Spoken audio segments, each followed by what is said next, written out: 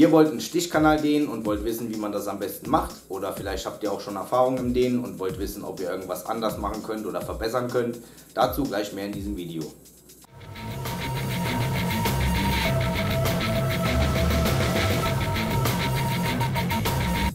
Hallo und herzlich willkommen zu diesem Video. Schön, dass ihr eingeschaltet habt. Mein Name ist Sandro, ich bin Piercer und Bodymodder bei Devils Arts und ich erkläre euch heute mal, wie man im besten Fall einen Stichkanal dehnt und dabei Probleme vermeidet. Der Dehnvorgang sollte im besten Fall nur an einem vollkommen abgehaltenen Stichkanal erfolgen.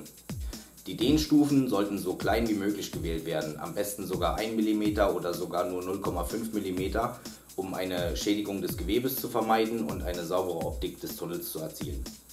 Wenn der Tunnel schon ein bisschen größer ist und sehr gut ausgeheilt, dann sind eventuell größere Schritte auch problemlos möglich. Wenn der Tunnel durch unsachgemäßes Dehnen einreißen sollte, kann das zu Entzündungen, Infektionen und Tumoren führen.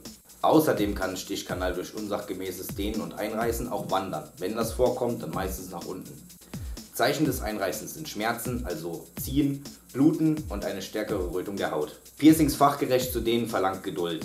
Im besten Fall dehnt ihr eure Piercings wirklich nur alle 4 bis 6 Wochen weiter. An Ausstattung zum Dehnen braucht ihr natürlich Dehnbesteck. Beim Dehnbesteck gibt es Dehnschnecken bzw. Dehnspiralen, herkömmliche Dehnstäbe oder auch speziellere Sachen wie diese 2-in-1 Dehnstäbe. Das Besondere an diesen Stäben ist, dass man die Spitze nach dem Einführen abschrauben kann, einen Trichter aufschraubt und dann direkt einen richtigen Tunnel im Ohr hat. Sieht also sofort gut aus und es stört auch kein Dehnbesteck mehr. Wenn ihr euer Septum dehnen möchtet, verwendet man solche Büffelhornringe dafür. Oder wenn es zum Beispiel um ein Prinz Albert Piercing geht, solche Dehnsicheln. Des Weiteren braucht ihr pH-neutrale Seife. Dabei müsst ihr beachten, dass ihr das nicht mit hautneutraler Seife verwechselt. Hautneutral ist ein pH-Wert von 5,5 und das ist der gleiche pH-Wert wie die Haut hat. Die Haut ist aber nicht pH-neutral. pH-neutral ist ein pH-Wert von 7 und das ist der gleiche pH-Wert wie von klarem Wasser. Wenn also auf der Seife ein pH-Wert von 5,5 oder einfach hautneutral draufsteht, dann ist die Seife nicht pH-neutral. Wenn die Seife pH-neutral ist, dann steht ein pH-Wert von 7 drauf, pH hautneutral oder pH-neutral. Dann ist es eine geeignete Seife. Diese Today Cremeseife hier im Bild zum Beispiel ist eine pH-neutrale Seife und damit auch geeignet. Dabei ist aber zu beachten, nicht die Arztseife zu verwenden. Die enthält rückfettende Substanzen, auch wenn sie pH-neutral ist, so wie manche Seifen, auch Babyseifen und so weiter, sind deswegen nicht geeignet. Fettige Sachen sind immer tödlich für Piercings. Also ein geeignetes Pflegemittel braucht ihr jetzt natürlich auch noch. Das sollte ein desinfizierendes Gel oder eine Salbe sein, die am besten auch noch als Gleitmittel mitwirkt. Zum Beispiel Jodsalbe, Brontolinth-Gel oder Octenisept-Gel. Verwendet auf keinen Fall Vaseline oder fetthaltige Salben. Ansonsten braucht ihr jetzt nur noch ein Waschbecken und saubere Einmaltücher. Ich zeige euch das Ganze jetzt mal. Die folgende Behandlung sollte einmal täglich und vor jedem Weiterdehnen stattfinden. Nach dem Duschen bietet sich da an, weil die Haut dann einfach ein bisschen aufgeweicht ist. Zuallererst das Dehnbesteck langsam und vorsichtig mit Bewegungen wie Drehen und Wackeln aus dem Stichkanal ziehen.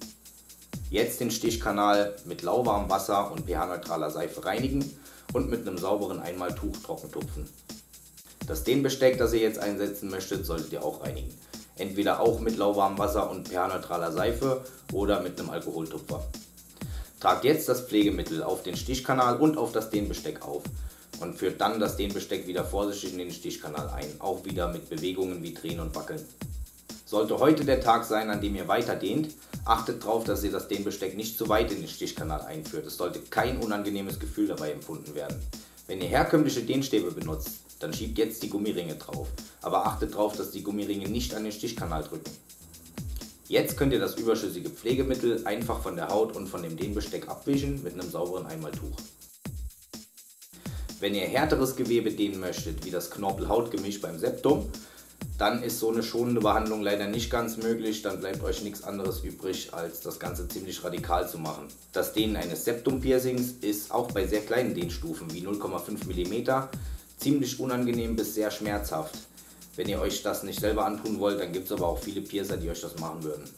Übrigens, auch wenn ein Stichkanal längst fertig gedehnt ist und schon lang alles in Butter ist, muss man den auch des Öfteren mal reinigen bzw. pflegen.